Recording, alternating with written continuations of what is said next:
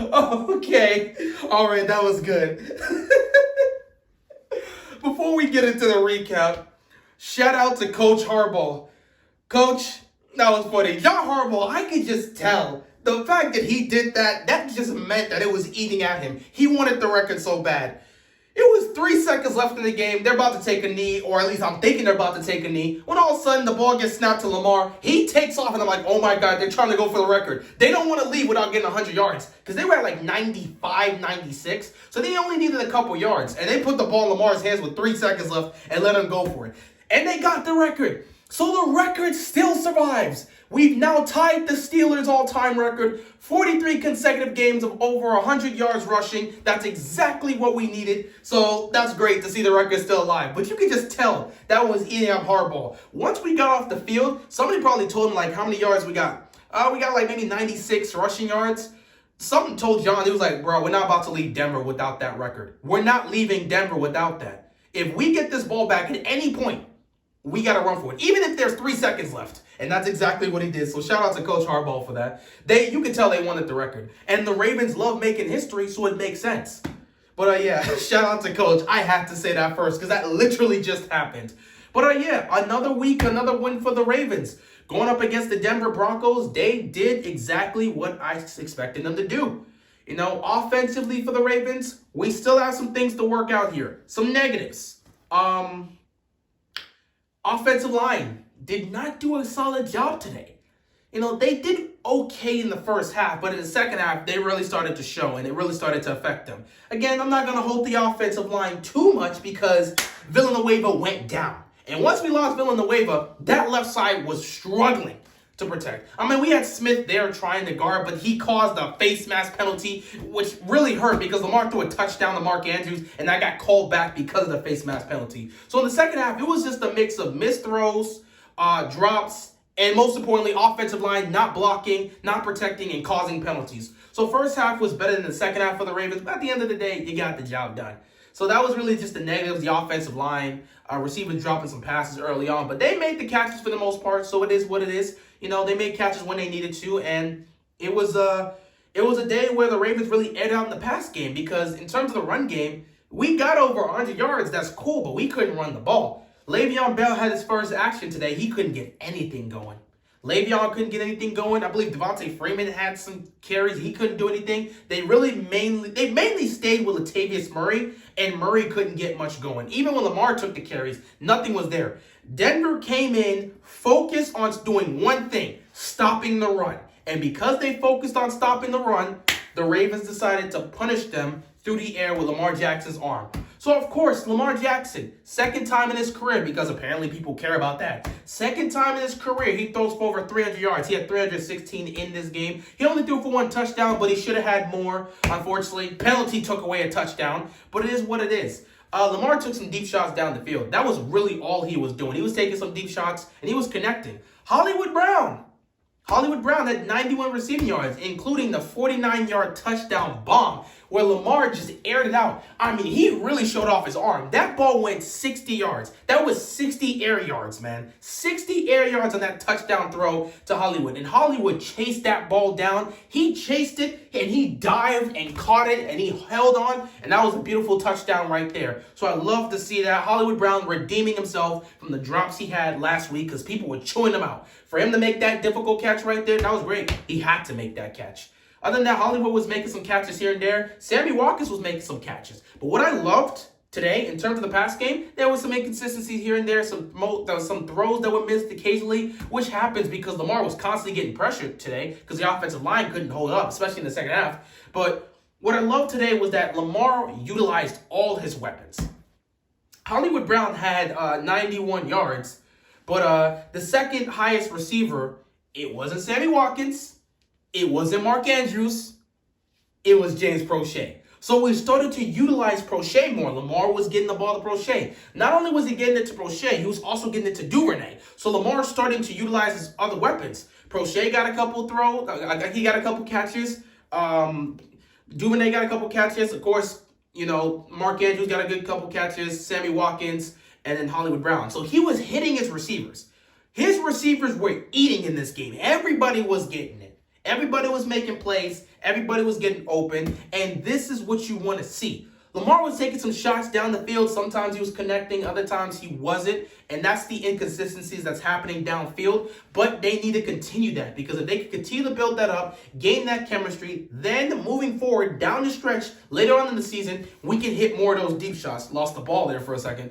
Look at me. I'm having a fumbling issue now. But yeah, if he can continue to be more consistent with that, that's going to be good for us. So we got to build up that consistency, which we'll see what happens, because Bateman and Boykin, they may come back next week. Me personally, I don't think Bateman's going. I think the earliest for Bateman is next week, but I'm really looking towards week 6.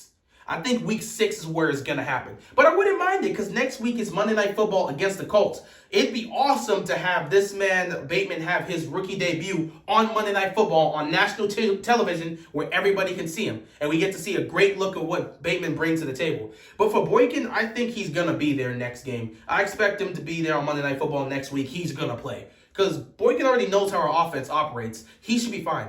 Bateman was a different case. He's a rookie getting into the vibe, and he hasn't really had that much time with Lamar. At least Boykin's had, 2 years with Lamar, so at least they kind of understand the connection there. So they got the chemistry in some cases. So yeah, Boykin, I expect him to play next week, but Bateman's a different case.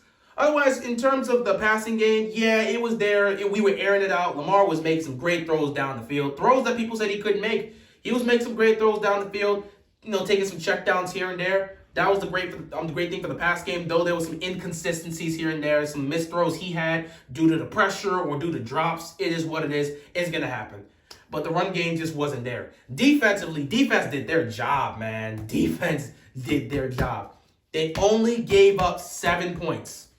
They did a great job, and they had to kind of adjust because they had to play 2 different quarterbacks. In the first half, it was Teddy Bridgewater, and Bridgewater was doing what Bridgewater does. He was being effective. He was slowly moving the ball down the field. He wasn't trying to force any throws downfield. He was making smart reads, smart throws, wasn't putting the ball in any danger. That's how they got the touchdown. But after that, the Ravens started putting the pressure. They got a couple sacks on Bridgewater. They got a couple sacks on him and a good chunk of hits on him. He got hit towards the end of the first half, and it was such a bad hit that they had to go get this man checked out in the medical tent. Turns out he would end up having a concussion, so he was out for the second half. So yeah, they really beat up on Bridgewater in the first half. So because of that, Drew Lock had to play.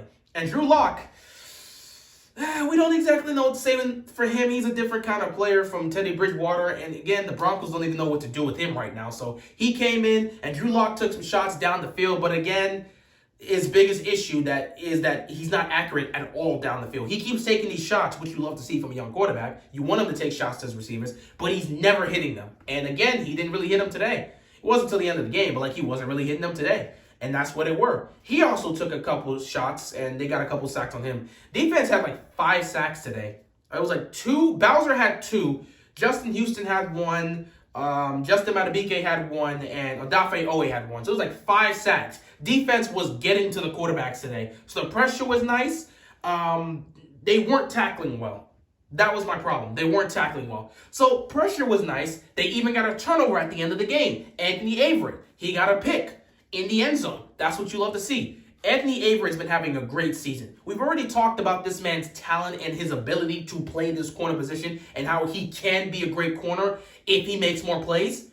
Now he's making those plays. Previous years, he wasn't making the plays. This year, he's making plays. I believe that was his 2nd pick on the season, so he's having a great season to start off. You want to see more of this from Avery. So yeah, we forced a turnover like we needed to. We forced pressure, and we got to the quarterback like we needed to. The only issue we had was tackling. We're still struggling with this old tackling situation. It's not good. A lot of yards was gained because we were not making great tackles. Both in the run and pass game for Denver. They were gaining good chunk yards. Of course, they didn't give up any points, but you're still giving up huge yards, which is leading to 2nd and shorts, or you're just giving up the first down. They went in a couple 3rd and long situations, weren't getting it done. So tackling is still an issue for the Ravens, and it's probably going to be an issue we're going to be dealing with throughout the season, but they'll slowly continue to address it, and hopefully that will be how everything gets fixed up. But yeah, that's pretty much the game. Another issue in terms of the offense, which is just a whole long-term thing, which involves the offensive line protecting, but we have not been great at all on 3rd and long. I think, what were we, 2 of 20, because we converted one here today. We were 1 of 19, and then we converted another one. We were like 2 of 20 or 2 of 21 on 3rd and long, like 3rd and 7+. We're 2 of like 21. So that's not good.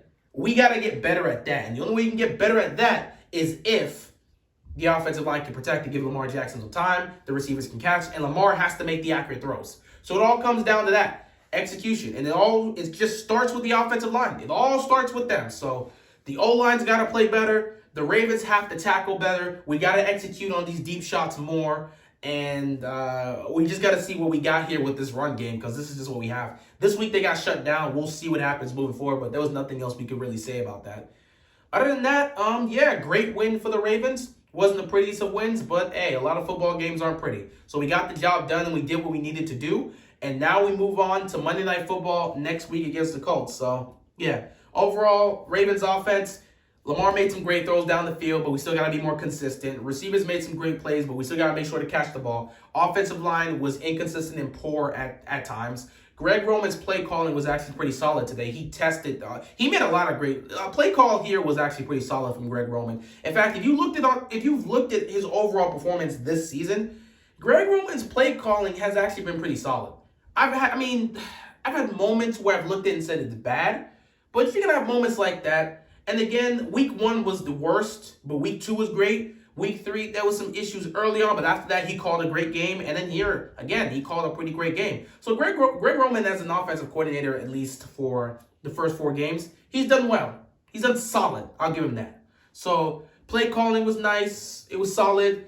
Passing game, we were hitting our receivers downfield. We got to continue that. Run game, couldn't get anything going here today. Defense was making stops. They were putting the pressure on the quarterback, and they even forced a turnover. However, they still are having struggles to tackle. So fix the tackling.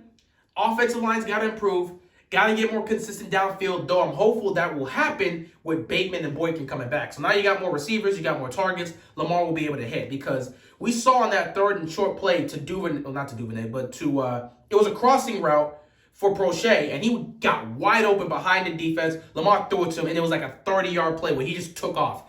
Those are the type of plays we can make, because Denver, they committed to stopping the run on 3rd and short. So because of that, we threw the ball, crossing route, dude's left wide open, Lamar hits him, he takes it for like 30 yards. That's the type of situation I'm talking about. When the defense is going to commit to Lamar Jackson and commit to trying to stop the run, we got to take advantage of that. And we're starting to. We just got to get more and more consistent. So we got to build that up over time. It's only week 4, so we still got work to do. Hopefully we can get Boykin and Bateman back for week 5, and we'll just see what happens there. But who knows what's going to happen? I don't know. It is what it is. Anyway, great win for the team. Defense played fantastic today in terms of making stops and not giving up points. But in terms of tackling, they're still poor on that. They got to continue to get better in that. But yeah, we'll see what happens moving forward. It is what it is. And with that being said, Ravens got the win, and we're on to Monday Night Football against the Colts. We'll see what happens then. With that being said, that is all I got, and I'm out of here, man. Peace. Go Ravens. What?